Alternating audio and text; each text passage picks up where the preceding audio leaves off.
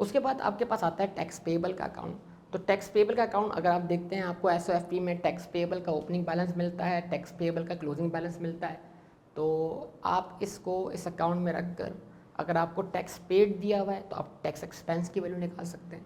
तो अगर आपने रिटेन अर्निंग से निकाला profit after tax, tax payable account से निकाला tax expense for the year, profit after tax में आपने tax expense for the year का कर दिया, ऐड बैक कर दिया, तो वो ऐड बैक करने से क्या हुआ, आपको प्रॉफिट बिफोर टैक्स मिल गया। यहाँ से आपका कैश फ्लो का क्वेश्चन क्या हो गया, शुरू हो गया।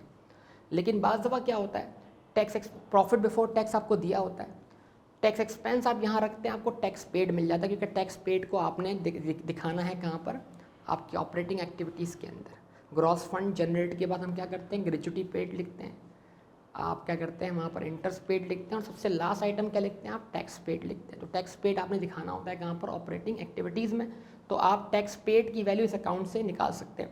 एक बात का और ख्याल रखिएगा, कुछ क्वेश्चन में एग्जामिनर आपको परेशान करने के लिए टैक्स पेएबल का हेड इस्तेमाल नहीं करता, बल्कि एडवांस टैक्स का इस्तेमाल करता है। तो अगर एडवांस टैक्स हो तो लायबिलिटी के बजाय एसेट आ जाएगा, बीडी यहाँ पर हो जाएगा, सीडी यहाँ पर हो जाएगा, और पेमेंट अपनी जगह पर ही आएगी। डिफरेंस जा रहा होगा प्रॉफिट एंड लॉस अकाउंट में। तो जब भी आप कंफ्यूज हो कि भाई बैंक की एंट्री क्या आ जाएगी, मतलब यानी कि इस अकाउंट में मैं बैंक का रेफरेंस इधर डेबिट साइड पे लिखूँ या क्रेडिट साइड पे लिखूँ, तो आपको सोचना क्या है, आप पेमेंट कर रहे हैं या पेमेंट रिसीव कर रहे हैं। सिंपल, आप बैंक की एंट्री बना लें, आपको खुद पता लग जाएगा इस अकाउंट में एंट्री क्या बनेगी। यानी कि बैंक क्रेडिट, पैसा आपकी जेब से गया तो ये अकाउंट क्या हो गया, डेबिट हो गया, दैट्स ऑल। तो जल्दी जल्दी में बहुत सारे स्टूडेंट सोचते नहीं हैं, और सोचे बगैर क्या करते हैं, चीज़ों को प्लेस करते हैं, और प्लेस करने में गलती कर जाते हैं। तो छोटी छोटी मिस्टेक्स इस तरह की नहीं करनी, जिसकी वजह से बिल्कुल आप क्वेश्चन सही करते हुए गलत रास्ते पर चल पड़े। आप जानते हैं ऑपरेटिंग एक्टिविटीज़ के अंदर आपको इंटरेस्ट एक्सपेंस को ऐड बैक करना है। तो इंटरेस्ट पेएबल का अगर आपको ओपनिंग बैलेंस दिया हुआ है, क्लोजिंग बैलेंस दिया हुआ है, और एक्सपेंस फॉर द ईयर दिया हुआ है, यानी कि profit loss account debit, interest account credit, तो एक्सपेंस रख दें, पेमेंट मिल जाएगी, पेमेंट रख दें, एक्सपेंस मिल जाएगा। मतलब ये अकाउंट आप यूज़ करते हैं या तो इंटरेस्ट पेड निकालने के लिए या interest expense for the year निकालने के लिए, जो कि दोनों इस्तेमाल होंगे कहाँ पर, आपकी ऑपरेटिंग एक्टिविटीज़ के अंदर। अब इसमें एक टेक्निकल गाइडलाइन दे दूँ मैं आपको, वो क्या है, बास क्वेश्चंस बहुत ज़्यादा कंफ्यूजिंग होते हैं, उसमें इन्फॉर्मेशन बहुत कम होती है, फिर उसमें जजमेंट अप्लाई करनी होती है। कुछ क्वेश्चन ऐसे जाते हैं जहाँ पर पेमेंट भी नहीं होती, एक्सपेंस भी नहीं होता, पेमेंट भी मौजूद नहीं होती, एक्सपेंस भी नहीं होता, सिर्फ ओपनिंग और क्लोजिंग टैक्स पेएबल होता है, ओपनिंग और क्लोजिंग इंटरेस्ट पेएबल होता है। तो ऐसे क्वेश्चन में आपको एक बात समझनी है कि भाई इंटरेस्ट पे, टैक्स पेएबल क्या है, current asset, current liability, interest payable क्या है, करंट लायबिलिटी। करंट लायबिलिटी क्या है, करंट लायबिलिटी वो है जो लास्ट ईयर के एंड पे करंट थे, तो इसको इस साल क्या हो जाना चाहिए, पे हो जाना चाहिए। तो अगर आपको कोई पेमेंट ना दी गई हो, कोई एक्सपेंस ना दिया गया हो, तो आपको ये अज्यूम करना है कि जो ओपनिंग बैलेंस है वही पेड है, लायबिलिटी खत्म, और जो क्लोजिंग बैलेंस है वो पूरा का पूरा अक्रूड होकर क्या हुआ है, इस साल क्रिएट हुआ है। मतलब जितने से लायबिलिटी क्रिएट हुई उतने से एक्सपेंस क्या हुआ है, डेबिट हुआ है, और लायबिलिटी क्या हो गई, क्रेडिट हो गई, वही अमाउंट क्या बन गया, आपका बैलेंस शीट बन गया। तो अगर आपको अलग से इंटरेस्ट एक्सपेंस और इंटरेस्ट पेड ना दिया गया हो, तो आपने ओपनिंग बैलेंस को पेड मानना है, क्लोजिंग बैलेंस को इस साल का क्या मान लेना है, एक्सपेंस मान लेना है, दोनों केसेस के अंदर। इस चीज़ को भी ध्यान में रखने की जरूरत है। उसके बाद डिविडेंड पेएबल का अकाउंट बहुत इंपॉर्टेंट है। क्वेश्चन में जब भी आप डिविडेंड की एडजस्टमेंट कंसीडर करने लगे तो आप ज़रूर ये चेक करें कि क्या आपके पास जो एसओएफपी में उसमें डिविडेंड पेएबल का अकाउंट मौजूद है। तो अगर डिविडेंड पेएबल का अकाउंट मौजूद है तो डिविडेंड पेड आपको यहाँ से नहीं मिलेगा, डिविडेंड पेड आपको डिविडेंड पेएबल अकाउंट से मिलेगा। क्यों? क्योंकि अगर डिविडेंड पेएबल का अकाउंट है तो इसका मतलब ये है कि दो स्टेजेस में एंट्री बन रही है, retain earning debit, dividend payable credit. तो अगर आप वहाँ से डिविडेंड डिक्लेयर्ड निकालते हैं, कौन से अकाउंट से, रिटेन अर्निंग के अकाउंट से, फिर उसको कहाँ पुट करते हैं, डिविडेंड पेएबल के अकाउंट में, तो फिर पेमेंट आपको कहाँ से मिलेगी, डिविडेंड की डिविडेंड पेएबल अकाउंट से। तो ये बात अपने पास अच्छी तरह नोट कर लें, आप लोग अपने पास लिख लें अपने इस बात को कि अगर डिविडेंड पेएबल का हेड मौजूद है तो डिविडेंड पेड कहाँ से मिलेगा, डिविडेंड पेएबल अकाउंट से, ना के रिटेन अर्निंग से। क्यों? फिर रिटेन अर्निंग में एंट्री बनी, retain earning debit, dividend payable credit, और फिर लायबिलिटी रिवर्स हो रही है कहाँ पर, डिविडेंड पे होने की वजह से डिविडेंड पेएबल अकाउंट से। हाँ, अगर डिविडेंड पेएबल का कोई अकाउंट एग्जिस्ट ही नहीं करता तो इसका मतलब डिविडेंड डिक्लेयर्ड भी है और पेड भी है, तो फिर आप डायरेक्ट एंट्री बनाएं, रिटेन अर्निंग डेबिट, कैश या बैंक क्रेडिट। तो फिर आप डिविडेंड पेड डायरेक्ट कहाँ से वर्कआउट कर लें, रिटेन अर्निंग के अकाउंट से। तो जितना भी डिविडेंड डिक्लेयर्ड है उतना ही पेड। तो ये छोटे छोटे पॉइंट्स उनका ख्याल रखें। प्रॉफिट और लॉस अकाउंट, यानी प्रॉफिट लॉस अकाउंट का जो आइटम है आपके पास प्रॉफिट बिफोर टैक्स, उसके बाद आप करते हैं adjustment for non cash item, और सबसे पहले आप करते हैं डेप्रिसिएशन की एडजस्टमेंट। कोशिश करें कि क्वेश्चन को अच्छी तरह रीड करें, क्वेश्चन को रीड करके ये देखें कि क्या क्वेश्चन में आपको अक्यूमुलेटेड डेप्शन का बैलेंस दिया गया है। अगर आपको क्वेश्चन में अक्यूमुलेटेड डेप्शन के बैलेंस दिए गए हैं related to property plant equipment, तो आप depreciation expense for the year अगर आपको बताया नहीं गया तो आप इस अकाउंट से वर्कआउट करें। अक्यूमुलेटेड डेप्शन का बैलेंस बीडी, अक्यूमुलेटेड डेप्शन का बैलेंस सीडी। अगर कोई एसेट डिस्पोज ऑफ हुआ है तो उसकी अक्यूमुलेटेड डेप्शन डिस्पोज ऑफ क्या करते हैं आप, इस अकाउंट में डेबिट करते हैं। डिफरेंस आपको मिल जाएगा डेप्शन एक्सपेंस फॉर द ईयर। जितने भी एसेट्स हैं उनके अलग अलग अकाउंट बना लें। कोशिश करें हर एसेट की अगर आपको अलग अलग दी हुई है अक्यूमुलेटेड डेप्शन तो अलग अलग बना लें। फिर जो डेप्शन मिलती जाए उसका सम कर लें।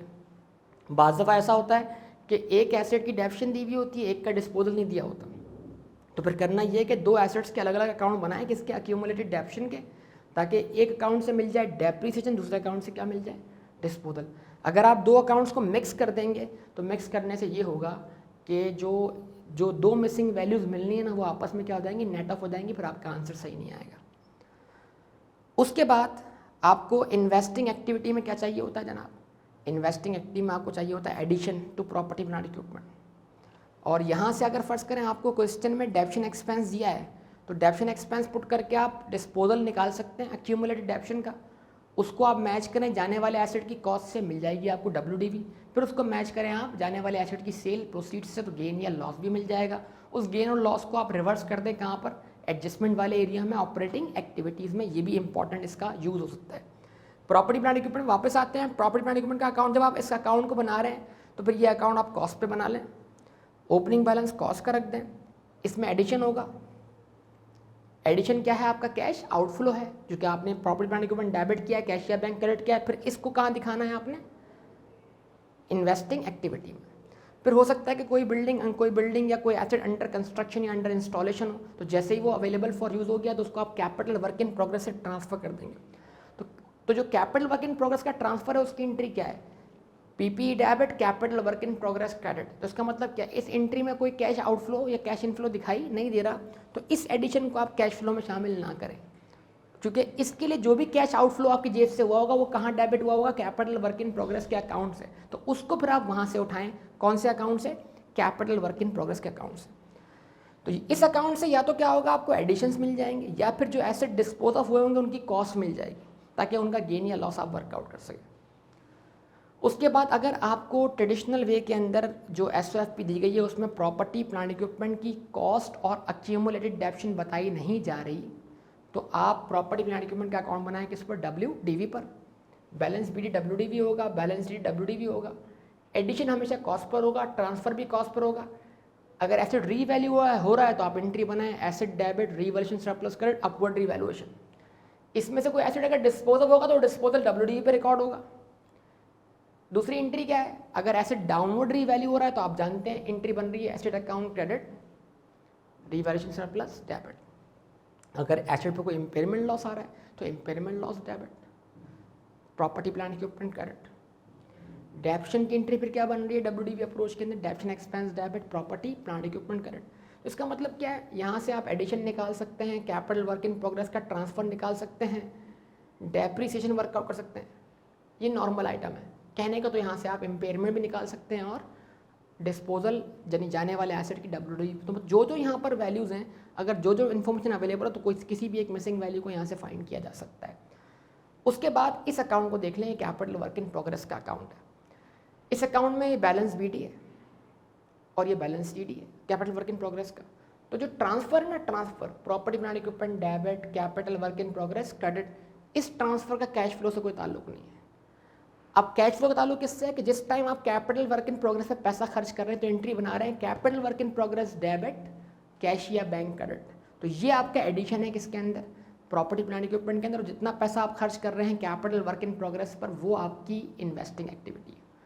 तो बस ख्याल रखें कि प्रॉपर्टी प्लांट इक्विपमेंट से उतने हिस्से को आप एडिशन लें कैश फ्लो के अंदर और आउटफ्लो दिखाएं इन्वेस्टिंग एक्टिविटी का जिसके अगेंस्ट आपने कैश पेमेंट की हो। और कैपिटल वर्क इन प्रोग्रेस का भी वो हिस्सा लें जिस वक्त आपने capital work in progress account debit किया, कैश या बैंक क्रेडिट किया, मतलब आपको इन्वेस्टिंग एक्टिविटीज़ में कैश आउटफ्लोज दिखाना है। अच्छा, बाज़ दफ़ा क्या होता है, हम एसेट एक्सचेंज में लेते हैं, एक्सचेंज में, तो एक्सचेंज में ये होता है कि आपको कुछ पेमेंट करनी पड़ती है, बाकी पेमेंट आपको पुराने एसेट देने की वजह से नहीं करनी पड़ती, आपको क्या मिल जाता है, ट्रेडिंग अलाउंस। तो फिर एक्सचेंज वाले केस में जो नया एसेट आपने परचेज़ किया है उस पूरे एसेट की कॉस्ट को एडिशन के तौर पे नहीं दिखाया जाएगा, बल्कि सिर्फ उतना हिस्सा दिखाया जाएगा जितना हिस्सा आपकी जेब से उसके लिए क्या हुआ है, खर्च हुआ है। तो एक्सचेंज वाले क्वेश्चन में इस बात की अच्छी तरह एहतियात कर लें कि एक्सचेंज में एक एसेट गया है, दूसरा एसेट आया है, तो मतलब क्या है, जितना हिस्सा पुराने एसेट की वजह से आपको नए एसेट की कॉस्ट का नहीं देना पड़ रहा, उसके लिए आपकी जेब से कोई कैश आउटफ्लो नहीं हुआ, ऊपर जो देना पड़ रहा है आपको वो कैश आउटफ्लो है, वही आपका कैश फ्लो आइटम है। तो इन तमाम छोटी बातों को आप जहन में रखेंगे तो आप कैश फ्लो का क्वेश्चन करते वक्त कोई मिस्टेक नहीं करेंगे। तो आई थिंक ये तमाम चीज़ें देखकर आपको कैश फ्लो का क्वेश्चन किस तरह अटेम्प्ट किया जाता है इसका अच्छी तरह आइडिया हो जाना चाहिए। मतलब जो कैश फ्लो का फॉर्मेट आपने सीखा है उसमें जो आइटम जहाँ आना चाहिए, अगर वो आइटम अवेलेबल ना हो तो आप इन तमाम चीज़ों को असेस करेंगे कौन से अकाउंट से इसको ढूंढा जा सकता है। तो इधर भी अच्छी आपको ब्रेनस्टॉर्मिंग की क्या होगी, ज़रूरत होगी।